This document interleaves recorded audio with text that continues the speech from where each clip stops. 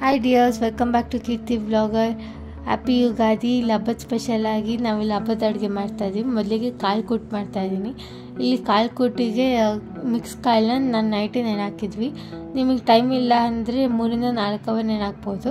ಅದ್ರ ಜೊತೆಗೆ ಆಲೂಗಡ್ಡೆ, ಬಾಳೆಕಾಯಿ ಮತ್ತು ಬದನೆಕಾಯಿನ ದಪ್ಪ ದಪ್ಪ ಕಟ್ ಮಾಡಿಕೊಂಡು ಕುಕ್ಕರಿಗೆ ಕಾಳು ಜೊತೆ ಸೇರಿಸಿ ನೀರು ಉಪ್ಪು ಹಾಕಿ ಚೆನ್ನಾಗಿ ಬೇಯಿಸ್ಕೋಬೇಕು. ದಪ್ಪ ದಪ್ಪ ಯಾಕೆ ಕಟ್ ಮಾಡ್ಕೋಬೇಕು ಅಂದರೆ ನಿಮ್ಗೆ ಕುಕ್ಕರಲ್ಲಿ ಬೇಯಿಸ್ಕೊಂಡ್ರೆ ನಿಮ್ಗೆ ಆ ಫ್ಲೇವರ್ ಸಿಗಲಿ ಅಂತ ದಪ್ಪ ದಪ್ಪ ಕಟ್ ಮಾಡ್ಕೊಂಡಿದ್ದೀವಿ. ಇಲ್ಲಿ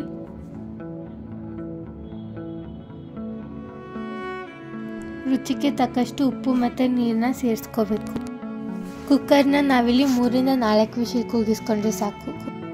ಇಲ್ಲಿ ನಾವು ಶುಂಠಿ, ಬೆಳ್ಳುಳ್ಳಿ, ಹಸಿಮೆಣಸಿನ್ಕಾಯಿ, ಚಕ್ಕೆ, ಲವಂಗ, ಈರುಳ್ಳಿ, ಕೊತ್ತಂಬರಿ, ಪುದೀನ ಮತ್ತು ಟೊಮ್ಯಾಟೋನ ಮಿಕ್ಸಿ ಜಾರಿಗೆ ಹಾಕಿ ಚೆನ್ನಾಗಿ ಪೇಸ್ಟ್ ಮಾಡ್ಕೋಬೇಕು. ಪೇಸ್ಟ್ ಮಾಡ್ಕೊಳೋಕ್ಕಿಂತ ಮುಂಚೆ ಅದಕ್ಕೊಂದು ಸ್ವಲ್ಪ ಅರಿಶಿನ ಮತ್ತು 1 ಟೇಬಲ್ ಸ್ಪೂನ್ ಧನಿಯಾ ಪುಡಿನ ಹಾಕಿ ಪೇಸ್ಟ್ ಮಾಡ್ಕೋಬೇಕು. ನೀವಿಲ್ಲಿ ನೋಡ್ತಾ ಇರ್ಬೋದು ತರಕಾರಿ ಮತ್ತು ಕಾಳು ಚೆನ್ನಾಗಿ ಬೆಂದಿದೆ. ಇವಾಗ ನಾವು ಒಂದು ಬಾಣಲಿಗೆ ಎಣ್ಣೆ ಸೇರಿಸಿ ಎಣ್ಣೆ ಬಿಸಿ ಆದಾದಮೇಲೆ ಸಾಸಿವೆ, ಜೀರಿಗೆ ಹಾಗೂ ಕರಿಬೇವನ್ನ ಸೇರಿಸಿ ಚೆನ್ನಾಗಿ ರೋಸ್ಟ್ ಮಾಡ್ಕೋಬೇಕು.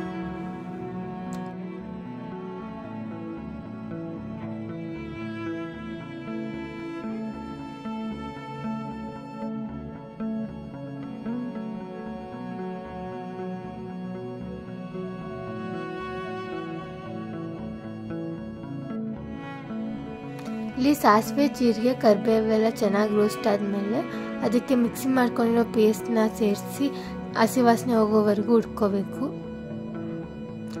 ನಾವಿಲ್ಲಿ ಹಸಿ ವಾಸನೆ ಹೋಗಿ ಎಣ್ಣೆ ಸುತ್ತಲೂ ಬಿಟ್ಕೊಳೋವರೆಗೂ ಹುರ್ಕೋಬೇಕಾಗುತ್ತೆ.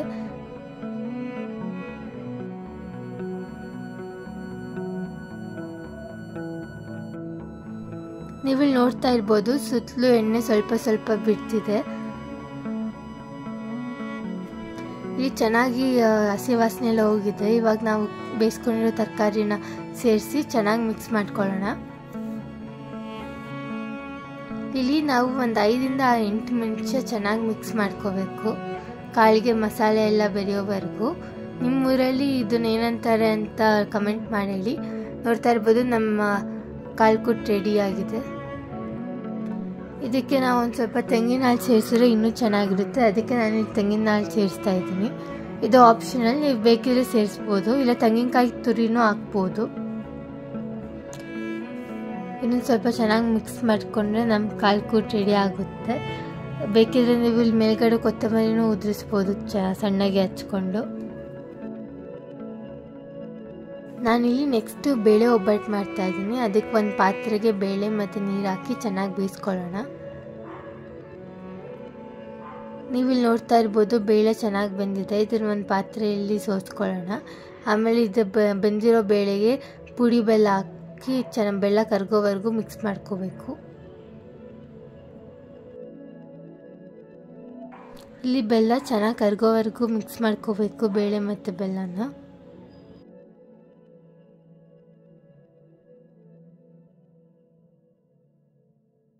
ನೀವಿಲ್ಲಿ ನೋಡ್ತಾ ಇರ್ಬೋದು ಬೆಲ್ಲ ಚೆನ್ನಾಗಿ ಕರಗಿದೆ.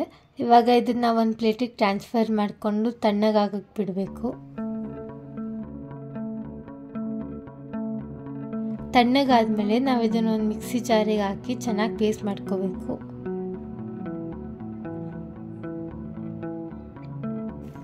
ನೀವಿಲ್ಲಿ ಈ ಕನ್ಸಿಸ್ಟೆನ್ಸಿ ಬರೋವರೆಗೂ ಚೆನ್ನಾಗಿ ರುಬ್ಕೋಬೇಕಾಗುತ್ತೆ. ನಾನಿಲ್ಲಿ ಯಾಲಕ್ಕಿ ಪುಡಿ ಹಾಕ್ಕೊತಾ ಇದ್ದೀನಿ, ಅದರಿಂದ ಚೆನ್ನಾಗಿ ಫ್ಲೇವರ್ ಬರುತ್ತೆ. ಇಲ್ಲಿ ನಾನು ಮೈದಾ ಕಲಿಸಿರೋ ಕ್ಲಿಪ್ಪಿಂಗ್ಸ್ ಮಿಸ್ ಆಗಿದೆ. ನಾನು ನೆಕ್ಸ್ಟ್ ಟೈಮ್ ಹೋಳಿಗೆ ರೆಸಿಪಿ ಅಪ್ಲೋಡ್ ಮಾಡಿದರೆ ನಾನು ಡಿಸ್ಕ್ರಿಪ್ಷನಲ್ಲಿ ಖಂಡಿತ ಲಿಂಕ್ನ ಆ್ಯಡ್ ಮಾಡ್ತೀನಿ. ಟೈಮ್ ಸಿಕ್ಕರೆ ಚೆಕ್ ಮಾಡಿ. ಸೊ ಇಲ್ಲಿ ನಾವು ಚೆನ್ನಾಗಿ ಒಬ್ಬಟ್ಟನ್ನ ತಟ್ಕೊಂಡು 2 ಸೈಡು ರೋಸ್ಟ್ ಮಾಡ್ಕೋಬೇಕಾಗುತ್ತೆ.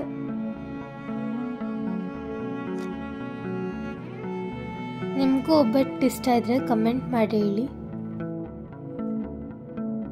ಇಲ್ಲಿ ಬೇಳೆ ಒಬ್ಬಟ್ಟು ರೆಡಿ ಆಗಿದೆ. ನೆಕ್ಸ್ಟ್ ನಾವಿಲ್ಲಿ ಕಡಲೆಬೇಳೆ ವಡೆ ಮಾಡ್ತಾ ಇದ್ದೀವಿ.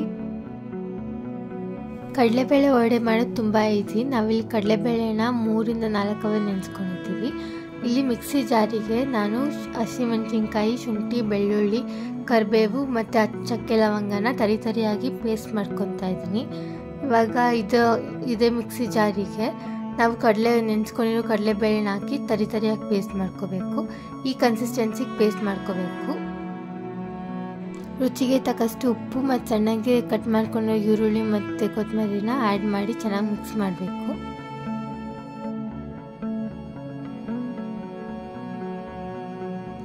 ನಾನಿಲ್ಲಿ ಇನ್ನೊಂದು ಸ್ವಲ್ಪ ಉಪ್ಪನ್ನ ಆ್ಯಡ್ ಮಾಡ್ತಾ ಇದ್ದೀನಿ.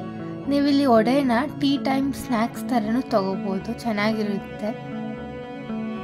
ನೀವು ಈ ರೀತಿ ರೌಂಡ್ ಶೇಪಿಗೆ ಪ್ರೆಸ್ ಮಾಡಿಕೊಂಡು ಎಣ್ಣೆಯಲ್ಲಿ ಡೀಪ್ ಫ್ರೈ ಮಾಡಬೇಕಾಗುತ್ತೆ, ಗೋಲ್ಡನ್ ಬ್ರೌನ್ ಕಲರ್ ಬರೋವರೆಗೂ. ಈಗ ನಮ್ಮ crispy vada ready to serve. ಇದನ್ನು ನೀವು ಟೀ ಟೈಮ್ ಸ್ನ್ಯಾಕ್ಸ್ ಥರನೂ ತೊಗೋಬೋದು.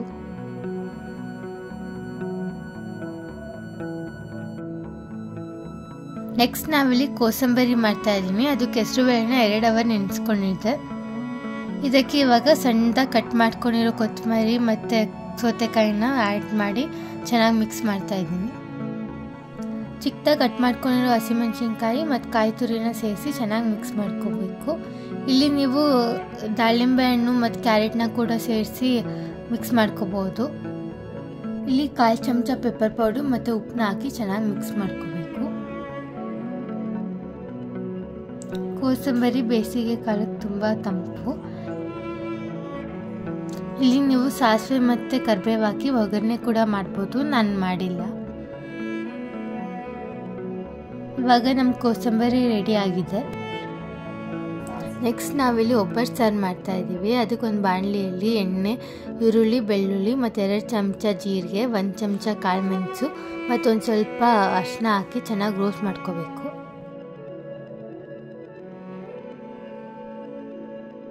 ಈರುಳ್ಳಿ ಸ್ವಲ್ಪ ಕಂದು ಬಣ್ಣ ಬಂದಾದಮೇಲೆ ಇದಕ್ಕೆ ಒಣಮೆಣಸಿನ್ಕಾಯಿ ಹಾಕಿ ಇನ್ನೊಂದು ಸ್ವಲ್ಪ ರೋಸ್ಟ್ ಮಾಡ್ಕೋಬೇಕು. ಇವಾಗ ರೋಸ್ಟ್ ಮಾಡ್ಕೊಂಡಿರೋ ಈರುಳ್ಳಿಗೆ ಉದ್ದಕ್ಕೆ ಹಚ್ಕೊಂಡಿರೋ ಟೊಮ್ಯಾಟೊ ಮತ್ತು ಒಂದು ಸ್ವಲ್ಪ ಹುಣಸೆಹಣ್ಣು ಹಾಕಿ ಟೊಮ್ಯಾಟೊ ಸ್ಮ್ಯಾಶಿ ಆಗೋವರೆಗೂ ರೋಸ್ಟ್ ಮಾಡ್ಕೊಳ್ಳೋಣ.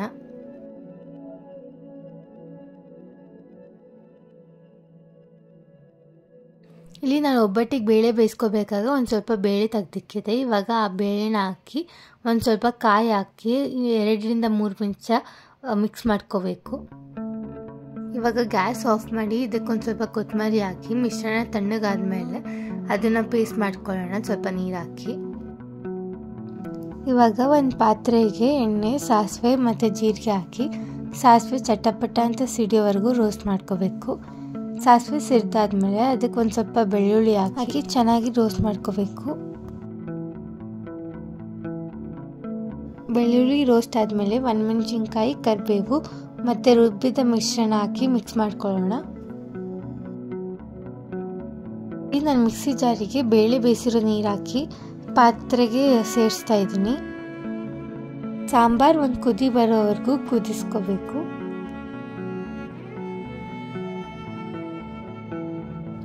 ಈಗ ನಮ್ಮ ಒಬ್ಬಟ್ಟು ಸಾರು ರೆಡಿ ಆಗಿದೆ. ಇಲ್ಲಿಗೆ ನಮ್ಮ ಹಬ್ಬದ ಅಡುಗೆ ವ್ಲಾಗ್ ಮುಗೀತು. Thanks for watching. Please to subscribe our channel. Thank you.